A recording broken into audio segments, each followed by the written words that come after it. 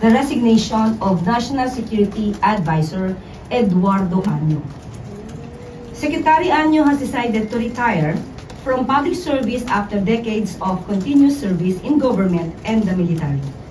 We thank Secretary Año for his dedicated and distinguished service to the Filipino people. As National Security Advisor, he played a key role in strengthening our national security framework, advancing our counterterrorism and internal security efforts, and ensuring close coordination across the security sector during a period of evolving regional and global challenges.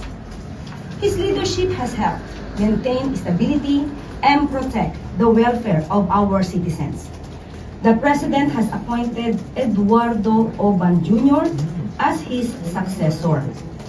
Secretary Oban is a former Chief of Staff of the Armed Forces of the Philippines and a graduate of Philippine Military Academy class of 1979.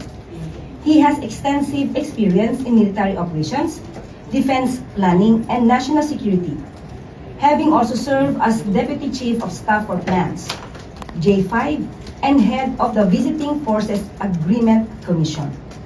With this depth of experience, the President is confident that Secretary Oban will provide steady and capable leadership in advancing the country's national security priorities and ensuring continuity in the government's efforts to keep the nation safe and secure.